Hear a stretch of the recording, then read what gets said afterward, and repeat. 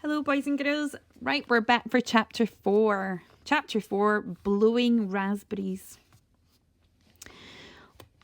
All those in the crowd looked around to spot who exactly this gorilla was so excited to see. Eric was painfully shy. Such was his embarrassment at being stared at that he blushed redder than a tomato. Eric gave a little wave back to his friend. Then the crowd parted to let the boy get to the front. Gertrude shimmied down the rope with ease and lolloped over to Eric. He put his hands up against the metal bars. "Be careful!" came a shout from the crowd. "Gorillas are dangerous," came another. "It will rip your arm off quicker than you can say Jack Sprat," warned a third. The gorilla followed the boy's lead. Gently, she placed her hand up against the bars from the inside. Now the palms of their hands were just touching. Eric smiled and Gertrude smiled back. Seeing her big, silly smile made him chuckle, and Gertrude hooted with laughter too. "Ha ha ha! Hee-haw! Hee-haw!" Then the boy stuck his tongue out at her. Then the gorilla stuck her tongue out at him. There was a ripple of laughter through the crowd. Ha ha ha ha! Hearing them, Eric felt flustered and took a step back. "Go on, boy," someone prompted. "Don't stop now," urged another. "This is worth the price of admission alone," remarked a third. The boy took a deep breath and tried to pull all these strangers out of his mind. Summoning all his courage, he stepped towards the cage again. Gertrude smiled at him, her eyes twinkling. Eric smiled back. The gorilla's smiles were infectious. Today the boy was determined to try to go one further, to teach Gertrude a new trick. So Eric did something that was always made him chuckle. He blew a raspberry. There were tuts and murmurs of disapproval from some of the grown-ups. Clearly, they were unimpressed with his childish humour. But the gorilla was not. Gertrude looked puzzled for a moment. Then she pursed her lips and blew. But no sound came out. Egging her on to try again, the boy slowly pursed his lips, pushed his tongue forward and blew. Look at Eric the entire time for encouragement. The gorilla copied him.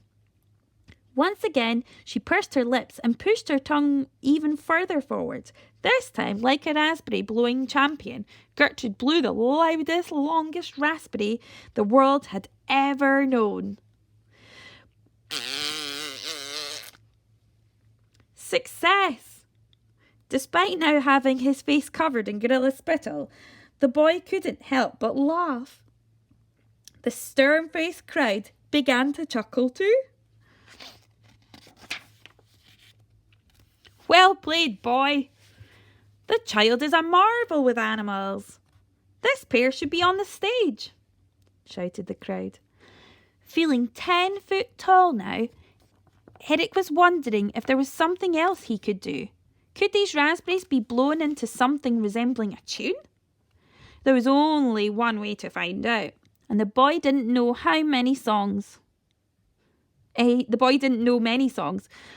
One he often sang in school assembly and had, in fact, sung that very morning was "Rule Britannia, Britannia rules the waves."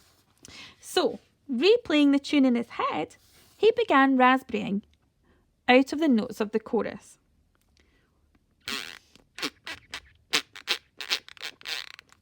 Eric then fell silent in the hope that Gertrude would follow his lead. The gorilla tilted her head and looked at the boy as if he was barmy.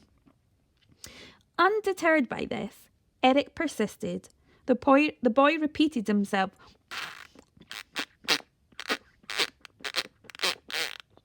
Gertrude tilted her head to the other side.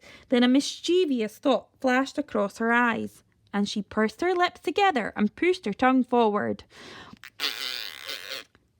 A long, low raspberry came out, once again covering the boy with gorilla spittle. "Good luck with that one, lad," snorted a voice from behind him. Next you'll be teaching it to play the piano or dance for the Royal Ballet, shouted the crowd. Everyone laughed. Eric could sense people ebbing away, but he was sure it was worth one more try.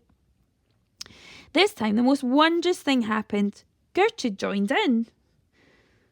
This little boy and this great ape were blowing raspberries to the tune of Rule Britannia. Eric kept eye contact with Gertrude and nodded his head so she would keep time. He was pretty sure that she didn't know the song. Why would she? But she was picking it up very quickly. Soon, those that had shuffled away raced back to catch a glimpse of the show. More and more people joined until there was a huge crowd and gathered around the cage. Eric was concentrating so much on teaching the tune that he had managed to put them entirely out of his mind. Focusing on Gertrude, the pair reached the end of the chorus with one last big booming raspberry. Instantly, the crowd broke into wild applause. More, encore! Play us another! The boy turned around. Because of the fuss, his face was now as red as a London bus. Well, Then at the back of the crowd, he heard a voice. An angry voice. A voice he knew only too well, shouting his name. Eric!